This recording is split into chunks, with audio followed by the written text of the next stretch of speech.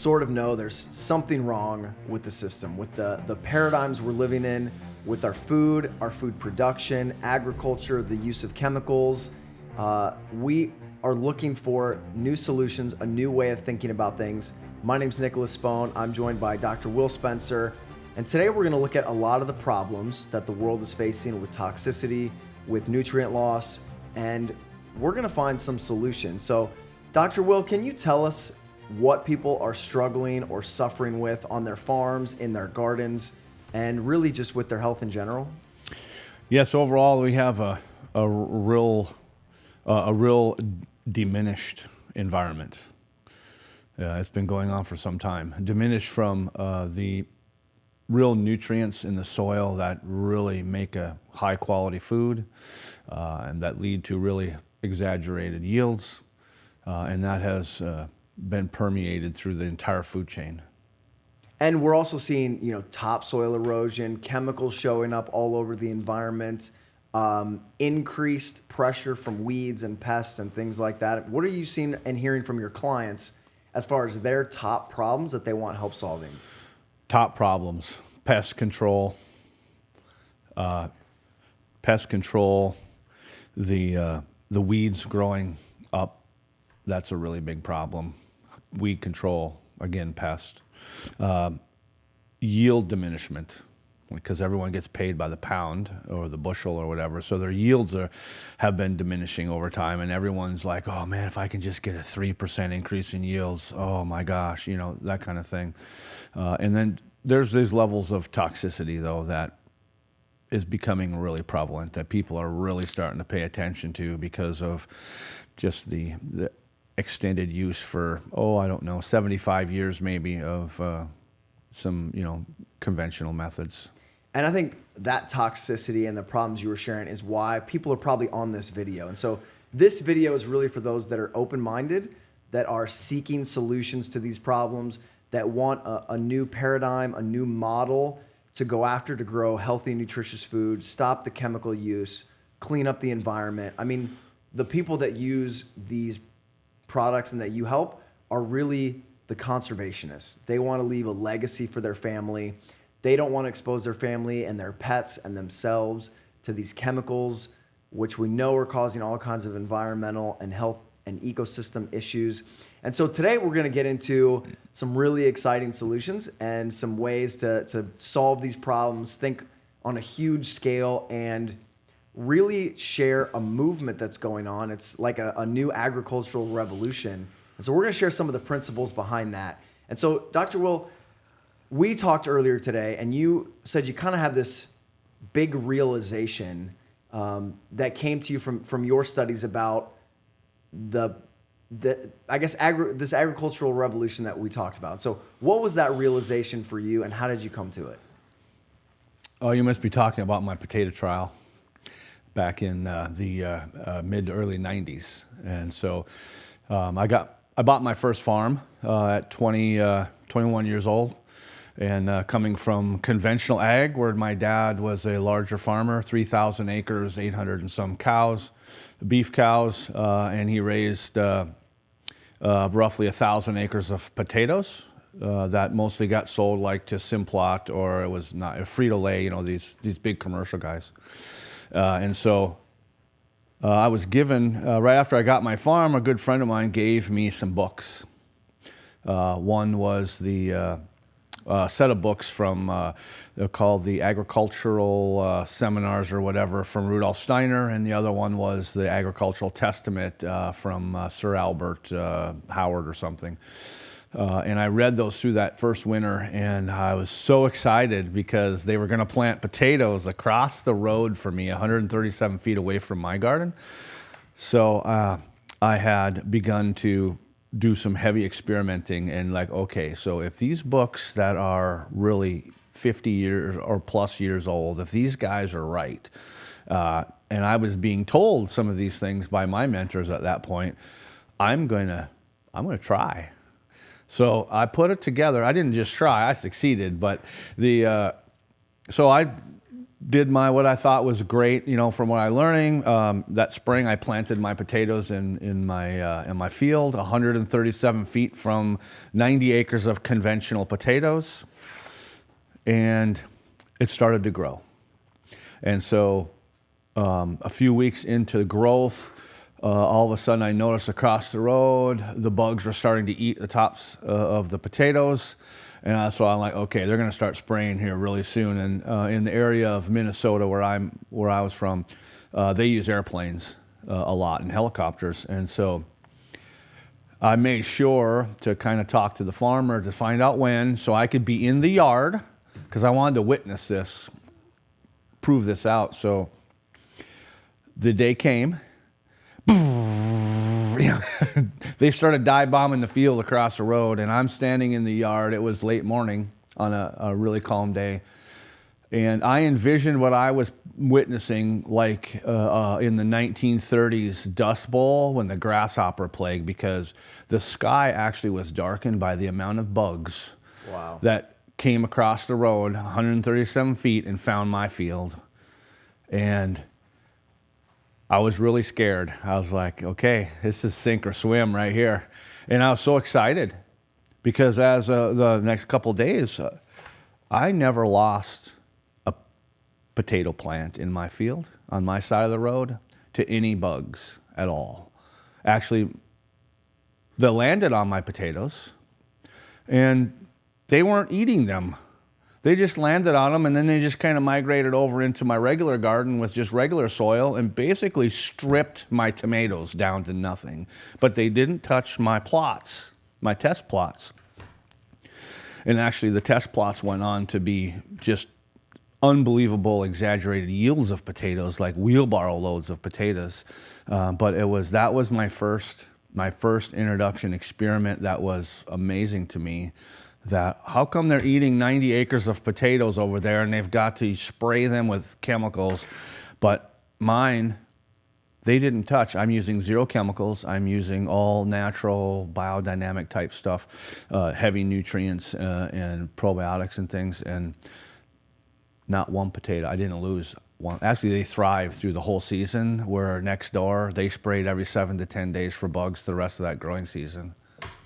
That's incredible. So this plague of grasshoppers flies over to your yard. Well, it's potato beetles, but yes. Okay, it was like beetles. the grasshopper plague that we heard. Yeah. Grasshoppers. I guess that's my conditioning. But they come over, they land on your potatoes, don't eat them. They go to your regular in the garden and just dissolve everything in there. I didn't have a good year in my garden. So that's what we're going to talk about today, is the principles that set that plot up to be protected from pests, to have incredible yields. And it's going to take a new way of thinking, but I know people watching this video are open-minded enough and innovative enough to listen and to see the solution in this. So another thing that we had talked about is minerals, and you mentioned this, minerals and nutrients in the proper form. Right. So how did you, what form do they need to be in, and how did you learn about that? The two forms of the minerals that are essential for life are in the colloid form, coming from a natural, like a humic shale deposits or humic and fulvic deposits on the planet, and then in the ocean mineral, or like a sea salt, of a salt electrolyte variety. Those are the two types of minerals that are essential. I mean, in history, salt was money at one point in time. Salary comes from the word salt. Yeah, and so you've got the saying of worth your weight in salt. I mean, it's that important for inland life. And so those are the two. And there was a book, I can't remember the name, on the salt that I got back in that same time. I literally was given a box of books from some friends of mine as a welcome to your new farm, new life present. The other one was I heard a presentation by Dr. Joe Wallach talking about his minerals and why they're the best and everything. And he was getting his from a humic shale deposit in Utah somewhere, which are good. I mean, those were the best up until we discovered the deposit where we have now. That is just, the vitality is so much more higher. It's got the elements there, but they're in a much easier, better, faster digestibility form for life. So it's the colloid minerals from Dr. Joe Wallach. That was my introduction to that. And then this other book about sea minerals, and then the historical thing about salt, sea salt. And that was like, oh, and that's what I was using to some extent in my beds with those potatoes. I have a degree in agricultural economics, and I never heard the word colloid minerals until I started hanging out with you and Pat. And so that's been something I've had to wrap my brain around, and you can understand because it's just a different way to understand. Most people think a mineral is a mineral is a mineral. But what exactly does it mean for a mineral to be in a colloid form? So in a natural, the natural evolution, you have these deposits of natural metals, let's say copper or gold or silver or cobalt or whatever, and they work their way up into the biological layer, and then basically a colloid is the mineral, natural mineral in whatever form it gets digested with using microbes, exudates, over long periods of time to break them down and make them into a digestible form. So the microbes, just like in our gut, the microbes that are in, or the probiotics that are in our gut, they actually eat our food, really, or create exudates or enzymes to break the food down to then make it available to us. Well, they do the same in the plant world, in the soil, in the biosphere, in the soil, that top crust layer. They're actually breaking these elements down, making them readily available to the plant. And so that's the colloid form. It's like a pre-digested almost through a microbe or a probiotic to make it ready for the next step in the food chain. That's amazing. And, I've heard that we don't digest our food, our microorganisms do. And I think that's probably fairly true, and it made sense to me. But you're saying that microorganisms digest metals and minerals. It's in a natural metallic form. They call them metals, but yeah, it's Okay. a natural metal, not an industrial metal, but similar, yeah. And they turn them into colloid minerals, which then can be utilized by plants and then animals and Up the food chain easily. and eventually us. Correct. So I guess the two things that make everything you do so different, excuse me, than the conventional system is that the right forms and diversity of microorganisms are digesting natural metals in the environment to convert them into minerals in a very specific form. Is that accurate?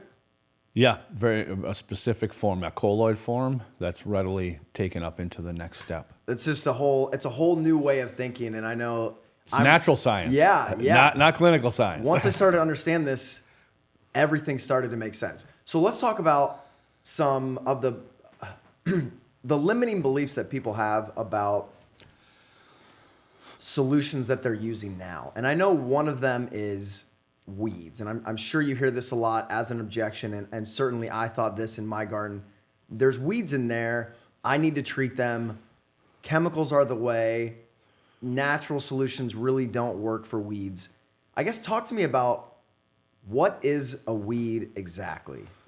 A weed is a concept that come out of germ theory and the clinical academic mindset of identifying and controlling nature. Okay, that weed is actually coming out of that mindset. It's not a natural science thing, because in natural science, there's no such thing as a weed. It doesn't exist. There's only healing herbs that have a purpose. Because for instance, let's talk dandelion. Most people understand a dandelion. And you have the conversation in your yard in a city that if you have a dandelion, like there's something wrong with you in your yard. You have to kill that thing. It's an unwanted plant, a weed. When in natural science, that weed is actually communicating to us that there's a deficiency and a problem. And so when you correct that problem, like a calcium deficiency, and that the dandelion is trying to tell us that, hey, I'm trying to heal this deficiency. So when you correct the deficiency, then there's no need for the dandelion to be there anymore, and it goes away. And so that's the two paradigms that we're looking at. So in my world, there's no such thing as weeds. There's only beneficial plants that are trying to do something. And when you can figure it out and identify what the problem is, then the unwanted plant, it moves somewhere else because it's not needed in that environment. You know, as you're saying that, I'm thinking about dandelion tea. And we don't think about drinking a weed tea. It's in a different context. Medicinal herb in that context, yeah. It's a medicinal herb, and so it's only ever our frame of mind about whether we think that plant should or shouldn't be there, because they all have beneficial uses, right? Everyone. So tell us about how they pull. I mean, it's if the people listening are farmers, they understand fixing nitrogen to the soil through crop cycling. Yeah. Tell us how weeds do the same thing, and maybe just in a different way. I can stick to the dandelion conversation because my family had a business of spreading a high calcium lime dust on agricultural land, mostly dairies in the upper Midwest and Canada.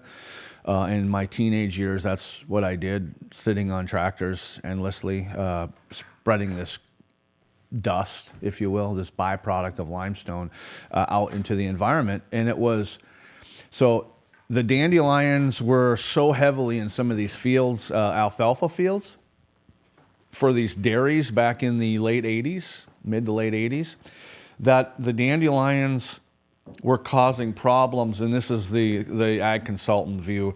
The dandelions were overtaking the alfalfa. It was like this war competition thing.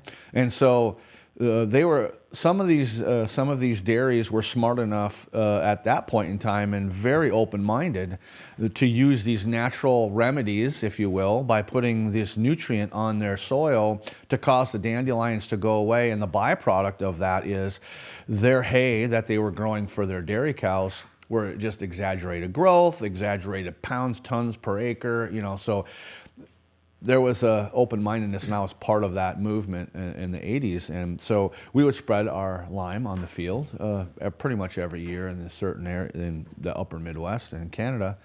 And the weeds, the dandelions would dissipate over time, and their alfalfa would grow, and that was our job. And so that's where my first introduction really in a commercial setting became aware that, oh, wow.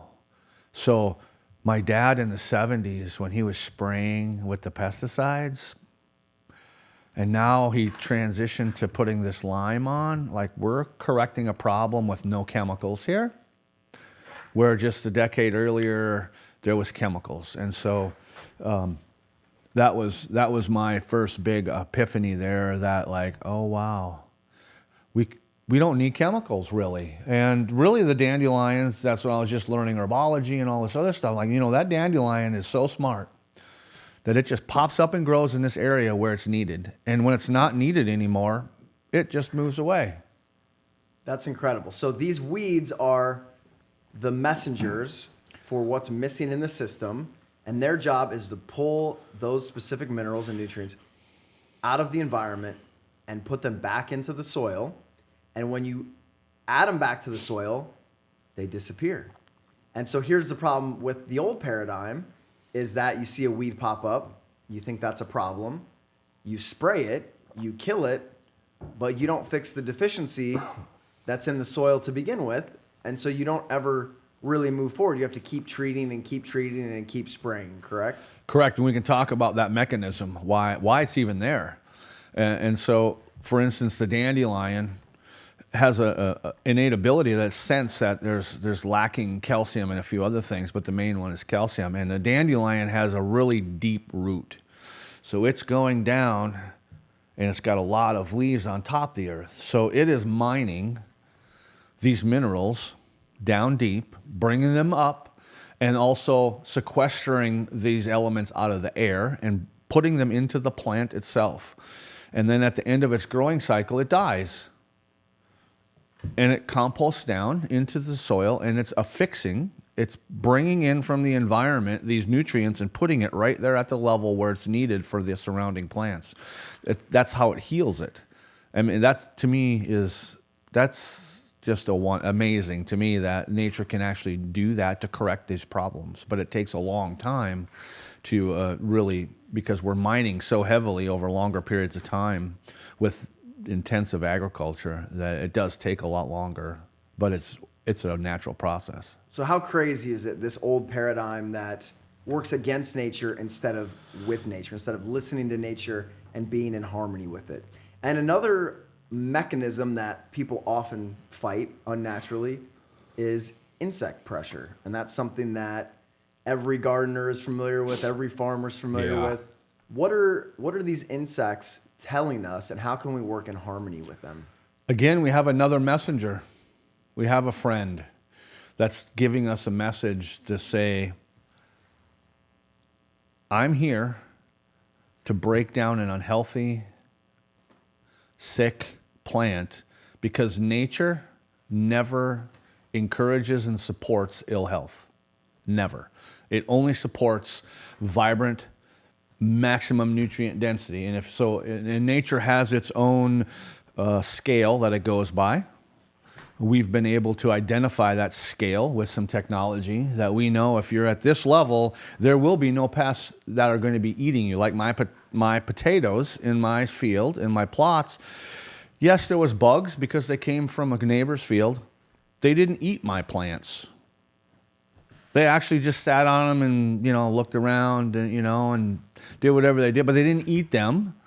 But yet, 137 feet away, there was 90 acres of death happening because those potatoes were fed a synthetic chemical fertilizers, and they were just unhealthy. The color wasn't good, just the whole thing. And so nature, in its infinite wisdom, knows that if it's unhealthy, that it needs to break it down. And so it ramps up the recycling crew, known as pests in some circles, to break it down, because you shouldn't be eating that. If a pest is drawn to that food, you should not be consuming that food because it's lacking, vibrancy, it's lacking nutrient density, and it's not going to support your life very well. And we have taking it from the field all the way to people here, and that's what this whole conversation's been about, is we are a mirror of that. And so we have pests. Our pests aren't Colorado potato beetles. They're things, like fungus outbreaks, toenail fungus, bacterial infections, tapeworms, roundworms, amoebas. We have these infections in the human. It's the same paradigm. You cannot take apart the connection and disassociate the connection from what's going on in that soil to what's going on up the food chain. Plants, animals, and humans. We have the same dynamic going on throughout the whole thing. So your test potato plot did not get eaten by the grasshoppers because it had such a vibrant life force, or not I keep saying grasshoppers. Potato bugs. The potato bugs, because it had such a vibrant, strong life force that those bugs weren't drawn to it, and it wouldn't have necessarily been part of it. Good food for them, right? Yeah. Oh, yeah, because the plant has an immune system. The plant produces protective natural chemicals to repel the bug. It's only when the plant is low in nutrient density and low in vitality that it gives off a signal, it's a chemical hormonal, I call it alchemical signal, that basically calls in the bugs. It's like, come on, I'm really not doing good here, and it's time for me to go. You need to come in here and break me down so then we can try this again next time. That's really, it's actually a really something observable. You can measure this with on the chemical scale as well as the vibrancy scale. It's totally something that's real. They have their own immune system when they have the opportunity. And I had this realization even before I met you. I was reading this book by Dr. Jerry Tennant, and I always thought that mold in the system is bad. You always want to stay away from it. But what I realized from his book and his paradigm is that a leaf, while it's on a tree, has this energetic auric field, this vibrancy like your plants, that protects it from being eaten by molds, funguses, pests. And then fall comes, that leaf falls to the ground, it loses the energetic field, and now it's sending a signal to its environment, to mold and to insects, eat me, dissolve me, recycle me. And that's part of this cycle of life, right? And so I think we can all understand that when mold gets in the body, when parasites or pests or viruses and bacteria in the body, whether it's a plant, animal, or human, that energetic field shrinks and you're sending a message to the environment, hey, we need to be recycled, right? Yeah. And so it's getting the plants, the animals, the humans to have stronger, energetic, and vibrant fields. And that doesn't happen with spraying chemicals and treating the symptoms, right? Yeah, correct. Even back years and years ago in the 30s and 40s, Sir Albert Howard observed and wrote about in his book, The Agricultural Testament, the detriment of using these synthetics actually sped up the diminishment of life force and diminishment of nutrient density. And so when those things, it's not just a leaf dying anymore. We're to the point now where shortly after birth, we're in such a diminished state nutritionally and energetically that we're calling in the recycling crews. The plants are calling in the recycling crews shortly after birth. It's that bad. Like, not wait until the leaf falls or wait until you're 105. It's sped up the process where it's really concerning to me. So we've covered so far two massive shifts in understanding. One is that weeds, instead of being a bad thing, are actually a message for something missing in the soil, and they are working to correct it. And the other is that insects should be sprayed and eliminated instead of viewing them as a messenger and a recycling crew that actually has a positive use and is again sending us a message. So these two understandings are completely different from the conventional system. And I know everybody's open-minded enough to start to understand that and start to look for different solutions, which we'll get into in a minute. But one thing I want to talk about is, even if someone believes, those two things, I know you get this a lot. I thought this.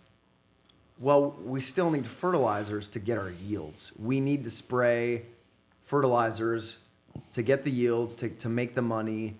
And what's the problem with that nitrogen, phosphorus, potassium mindset of synthetic fertilizers? What is the mindset? What's the problem with that framework? The problem with that framework is just the use of that framework, which in the 70s I watched my father go from a diverse small farm into that mentality and be just perplexed, because at first the yields were really increased and he was growing a lot of crops, but that diminished fairly quickly over a decade, where you're using a synthetic to basically artificially grow pounds yield. And in doing that, you're causing the mining of the nutritional content to go down in the soil, and the pests start showing up. And so now you have to start managing these problems, or things that are labeled as problems, which we are identified as not a problem, but in the conventional sense, we have a weed problem. We now have a pest pressure problem. We have to now war against the problem to then push the problem back. I mean, this is like war type thinking. Like, now this is germ theory at its best right here. You now have a problem, the germ, the pest, the weed that is now encroaching in on your precious corn plant or whatever, your field. So over here in the other philosophy, the natural science you don't have that whole line of thinking. You have a nurturing, growing, loving, that. Oh, but over here, the problems then ensue is your immune system gets diminished. The immune system is reliant on the vitality of the plant and soil and the broad diversity of nutrients in forms that are digestible to that plant. and it's a total unnatural, non-friendly scenario that ensues, and we've been seeing that play out now. I have anyhow since the 70s, and it seems as though, like your listeners here, they're open-minded, and they're starting to notice that maybe this isn't the best thing, and so many people are looking for those solutions, and they just don't quite have it yet. They haven't made the leap to the understanding of the other side. I think a lot about virtues, and when I think about nature and farming or gardening, I think about the virtues of balance and harmony. And the synthetic fertilizers put a whole system out of balance because it's not bringing the diversity of the minerals that a plant needs. I mean, there's, what did you say, 70, 80, 90 different minerals in the proper form, yeah, that these plants need, and we're putting 3 different inputs in, and every generation of plants is taking more and more of those minerals out of the soil. Some farmers are a little more progressive. They'll put like 8 to 12, but still, it's a far cry from 70 some, and in a form that's readily available. So yeah, it's definitely not enough. So can these natural, balanced, harmonious processes actually make up that yield difference? Can they actually lead to higher yields? Absolutely, yeah. The outcome is one of the side effects of having a nutrient-dense, high-vitality growing medium is these yields that are almost unbelievable for most. Like, I've seen really amazing, crazy things. 16-foot tall tomato plants that you're getting just baskets of wonderful tasting food off of. Hay that is 10-foot tall grass. It's still tender. It's still, and you've got you go from 70 ton to a 20-acre field to 148 ton of just wonderful grass for your cattle. You're saying you can double the grass yield, the grass tonnage per acre? Yes, correct. That sounds crazy. That sounds fairly common, actually. kind of exciting, right? It's very exciting to watch that. The fun part is to watch the farmer tell me that, but I'll try it. Right. Okay.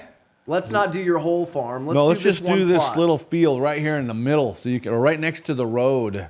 Let's just do this square right here so that everyone can see it. Yeah. And what do the cattle do on that section? Oh, that's even more precious, because you spray this plot, this little area in the field, and what happens is the cattle will not leave that plot alone.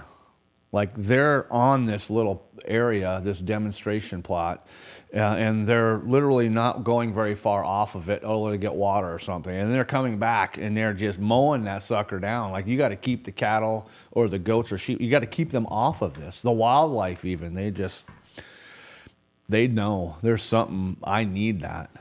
So we'll go over in a minute how to think about getting those results in a repeatable way. But when the system has the minerals and the probiotics in the right balance, not out of balance like the old system that we're growing out of, the plant health is higher, which means less pests, Right. less weeds, and higher yields. And as you're talking about that, I'm thinking about, I'm a hypnotist, and everything that people do, they have a positive intention for it. Even if it's a destructive habit like drinking or smoking, there's always a positive intention behind it.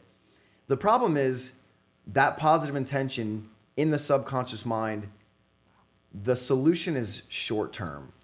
So if I have a drink, it might relax me for a moment, but the side effects of that are going to be damaging long term.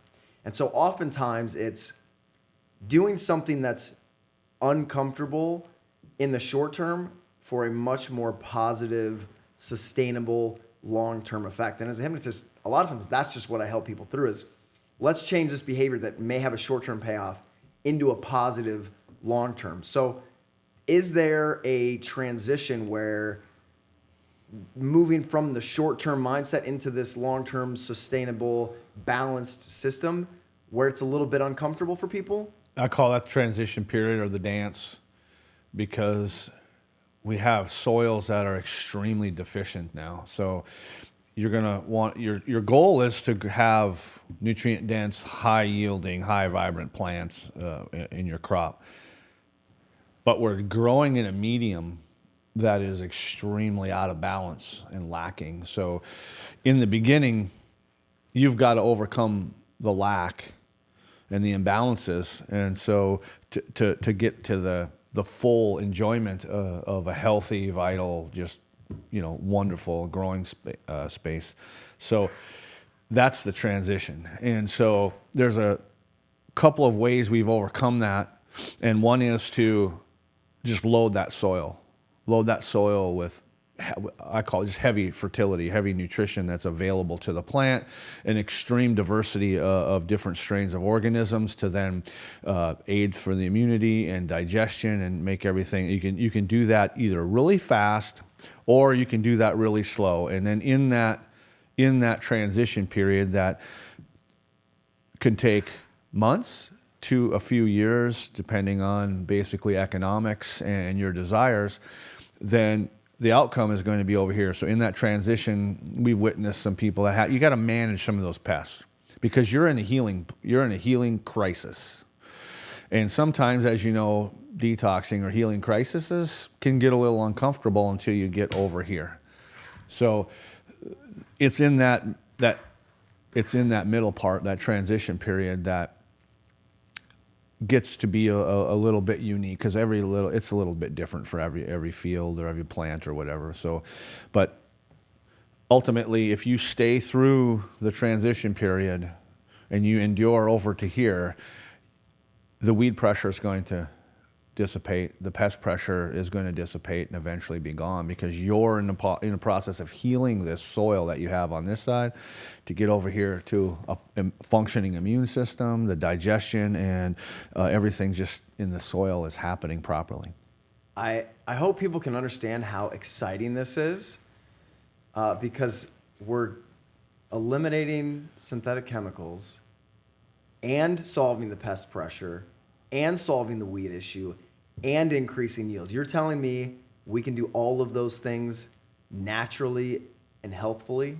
All at the same time. Wow. And your food tastes so much better. Like you actually can taste a strawberry or a tomato that is like it pops in your mouth. It makes you smile. I've witnessed this in my garden growing, a heirloom tomato from my garden versus going to the store and slicing a tomato open and seeing this white, pale, full of air gaps. Yeah, and then mine are rich, red, juicy, just like you can tell the vibrancy.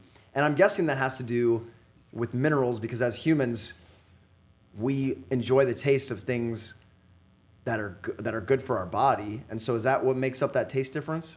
Absolutely. That's the diversity of the elements in the soil that get then converted into the plant to express all the different genetic possibilities that plant has within it.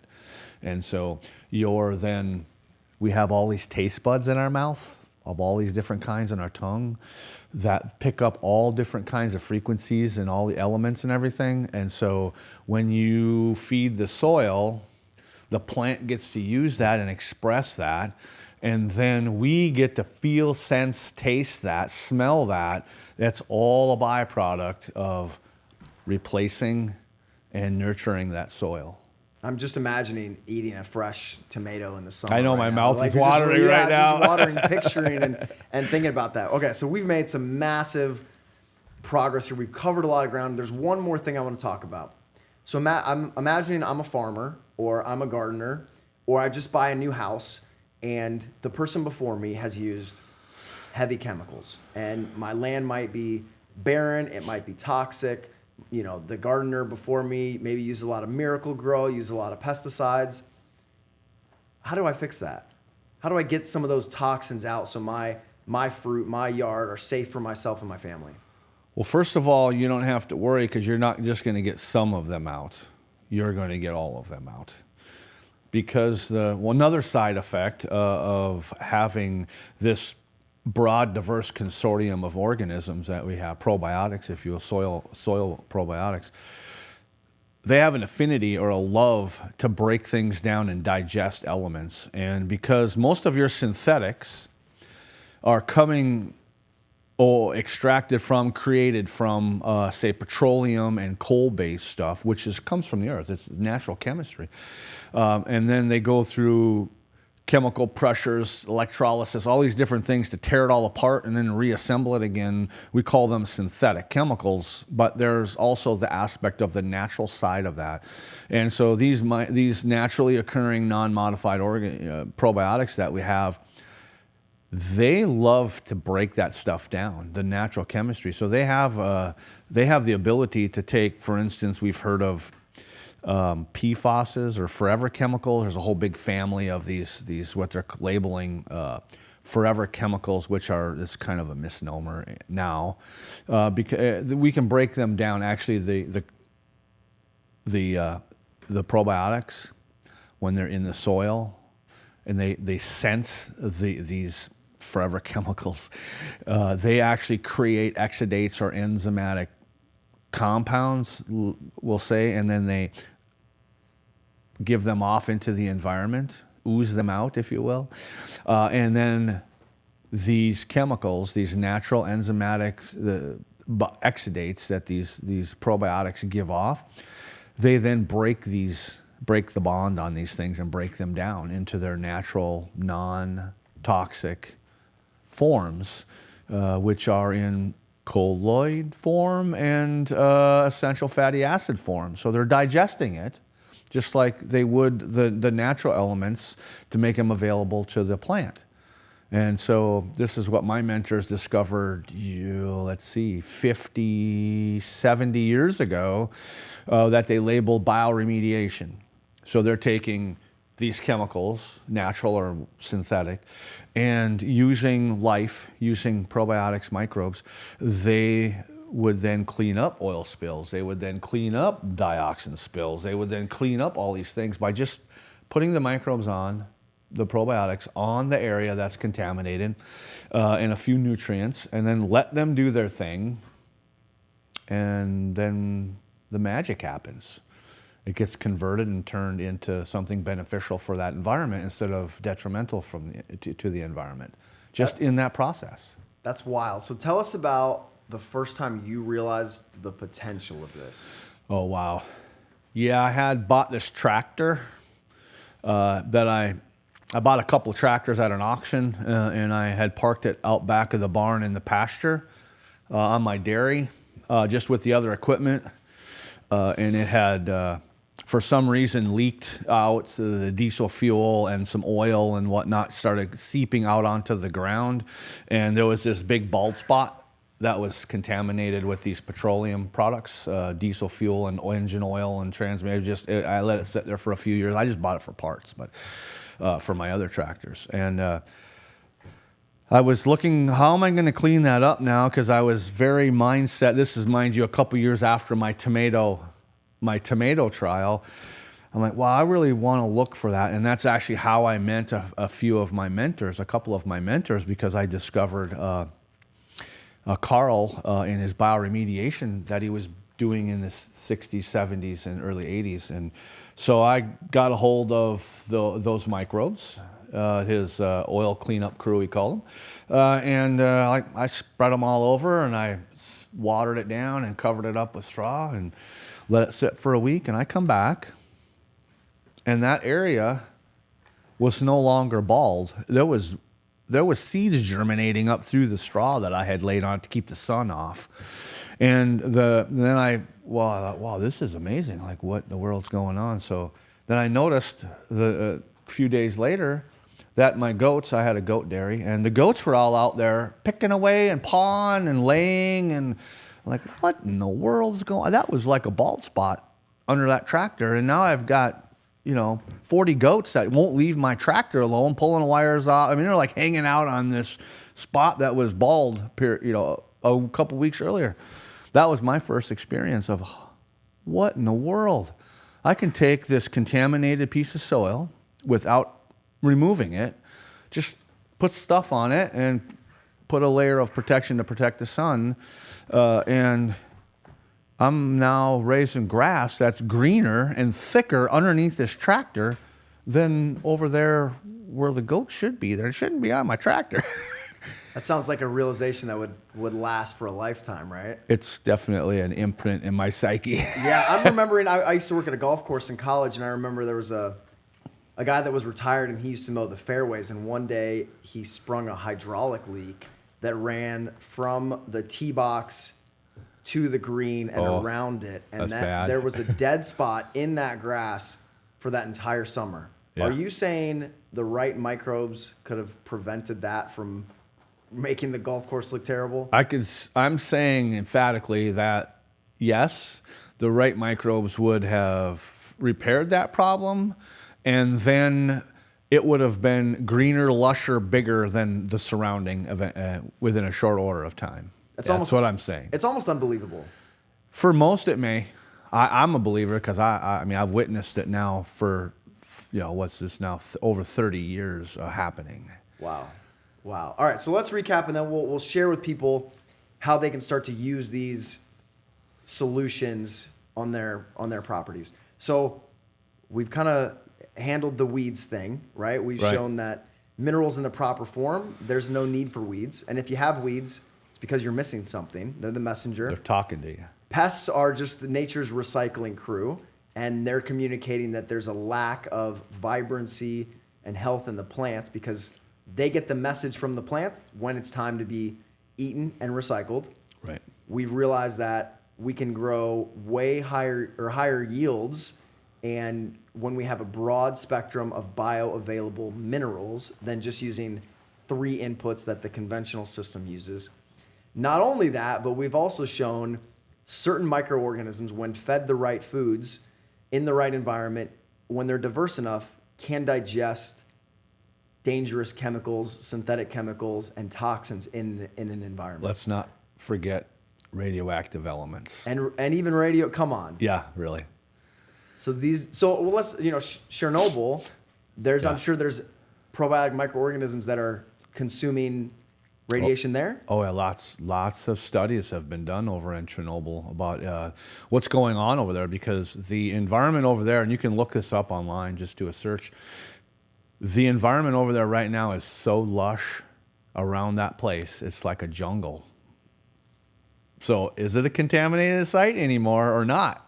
Interesting. Yeah. So, our listeners, we have pretty much just solved all the world's problems here in this chat. Thank you for coming to my TED Talk today. And, all the solutions are in place. We know what to do, and it should be easy.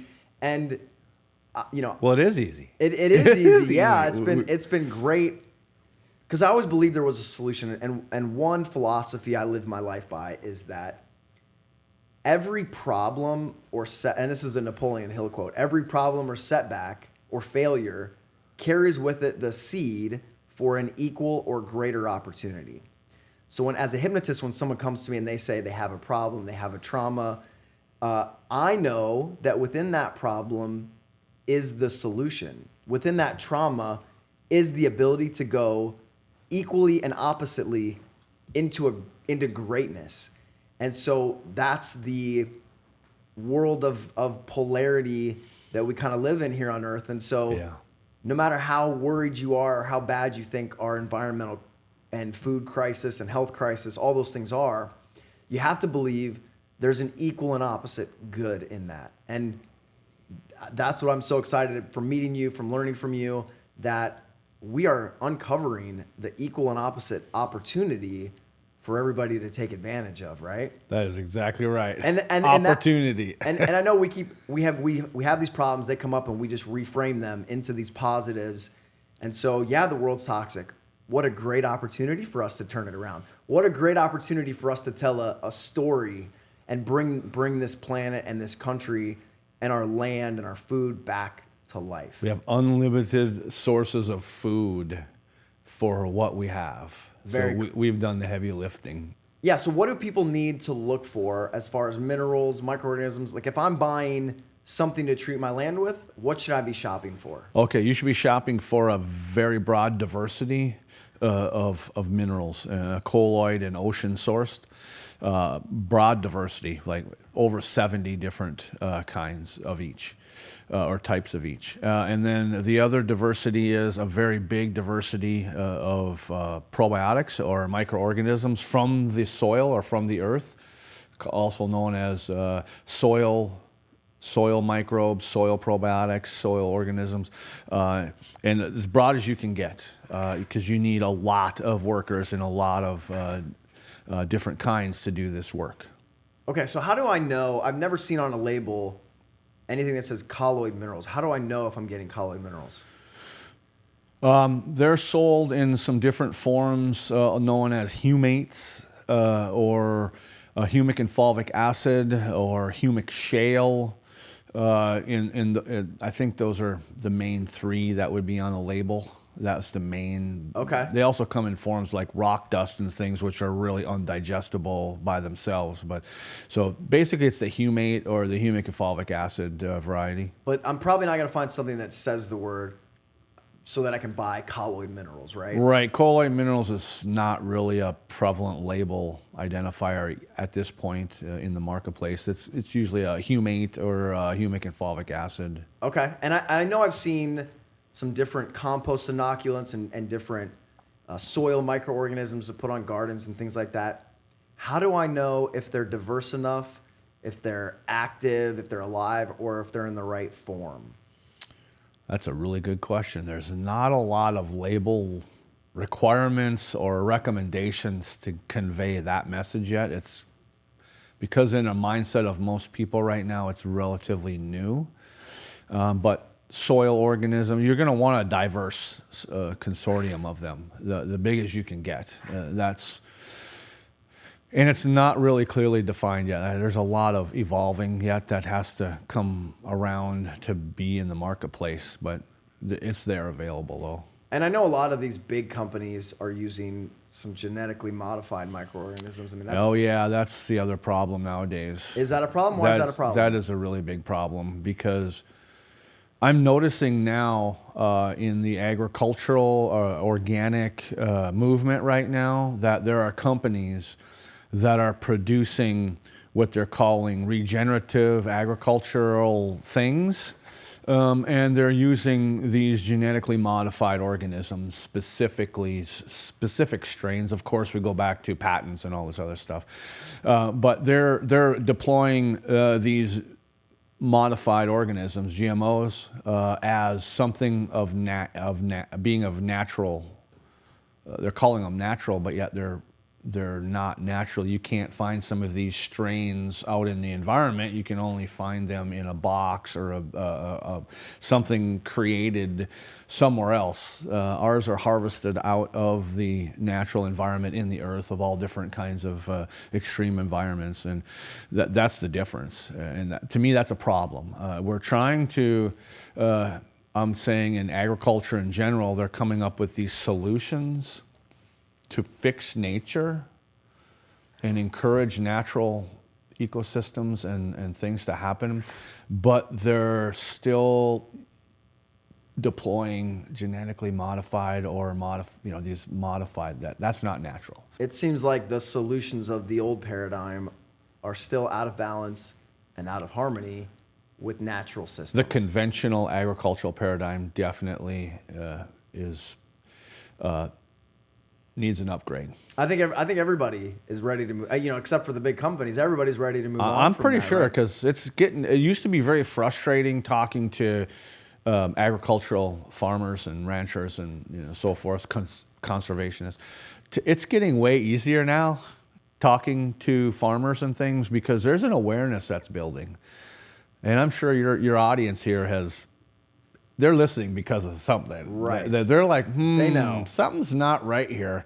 And so it's actually getting fun now because people are starting to, really understand and look for, maybe I shouldn't be using these modified things and these synthetic things. It's definitely resonating with people. So let me recap everything. So minerals in the right form, colloids, And ocean minerals. and ocean minerals, Yeah. and the right form of a diverse spectrum of natural, non-GMO probiotics or microorganisms that can handle different extreme environments. Right. Those two combined in the right proportions can eliminate weeds, the messenger, which are there to solve problems, give a resistance to pests because they've got the life force now that doesn't signal that recycling crew to come consume it. The immune function's working well. The immune function's working, so the chemistry on the plants is protecting it. Right. We've also shown we can increase yields. You're claiming doubling hay production, which I'm There's sure no claim here. There's going to be paperwork in the website. That, people will have yeah. to verify that Yeah. for themselves to believe it, I'm sure. I'm sure. So we've got these yields are increased, and we're removing toxins. Or not removing, transmuting toxins. I like transmuting better, yeah, because you're not removing or it's on site or in situ. You're doing it right there. It's not going anywhere. Sure. So That's the these- magic I like to refer to as. And magic. these organisms are taking them, turning them into the colloid minerals, which are and you said essential fatty acids, which are then available for plants As to food. consume, for us to consume. It's removing it from the environment, Yeah. removing the negative aspect from the environment, breaking that down. Those are some. It's an awesome new way of thinking about things, and it's so exciting. You've shared with people it's the proper form of minerals, the diversity of minerals, the proper form and diversity of microorganisms.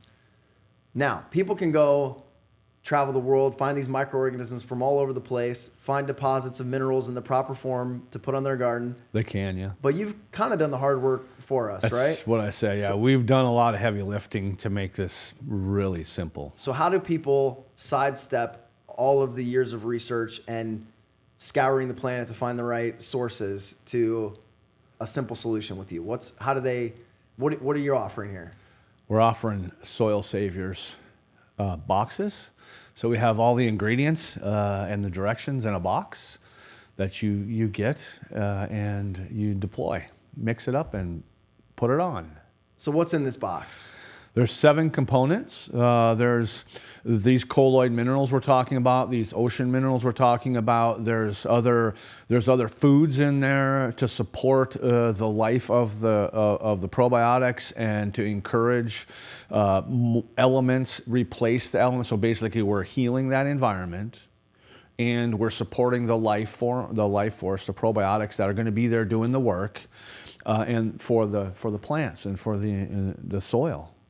That's what we're providing in an easy to follow directions. It's really a fifth grader can do this. It's great family fun.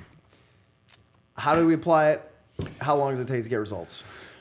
How do we apply it? First, you follow directions. You're going to put the ingredients basically into water, stir it in, put it in your sprayer. And you're going to deploy it, either just spray, it's a liquid form.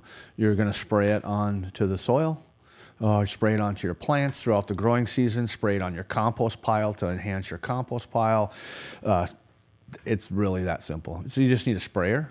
If you're a small gardener, just a pump sprayer, backpack sprayer. If you're a big farmer or a rancher, we've had the big highboy John Deere, whatever there are, these big things that hold 1,000 gallons. You just put it in the tank, turn the mixer on, and turn your radio on and go to work. That's it. Okay, sounds pretty simple, and people that are farming are very familiar with sprayers, I'm sure. We're using standard equipment, slight modification on the small stuff. You do have to run it through like a sock filter because there is some elements in there that they don't break down real well, and just to ensure you're not clogging your tips or messing with your pump diaphragms or anything. You really want to run it through a sock filter of some kind just to get the particulates out of it, but it's really nothing fancy as in application wise. How quickly can people expect results? Well, it's kind of all over the board, but usually within 14 days, you're going to notice some things. I've had it as fast as applying this in a corn crop one time, just a little plot. You could sit there in 15 minutes and hear the corn making it. I mean, I'm not even joking. Like, I can't even explain that until you've been there. But I say 14 days or less, you're going to be noticing some really interesting things that you're probably not going to believe. Okay, that sounds exciting. This has been very educational. Spending time with you this last week has been really eye-opening for me, and I'm definitely excited about applying it in my garden and my hunting food plots and some different areas. Oh, can I just touch on that hunting food plot? Absolutely. Because this is something else that is a bit unbelievable, but yet it makes total sense. We've put this on hunting food plots for deer hunters or moose or whatever, big game. And the outcome is that it is like a lighthouse beacon, because you put this down, the health of this food plot now is lusher, greener, more nutrient dense, and animals have this ability to want to live, eat to live. And so it almost screams at them, because what happens is these animals, these wild animals, they congregate in this area. So if you want a little advantage to your neighbors, put this down on your food plot, because the neighbor's not going to have anything to see anymore. They're going to be on your place. And I promise you, because animals understand this, they know this. They're out looking for whatever's going to make them the healthiest, the strongest, the most endurance. And the byproduct of that is they're going to find your food plot. Well, when you think about deer, what are antlers other than minerals? Exactly. And they want the minerals that are going to be able to supply, good, healthy structure. That's why they're roaming around looking.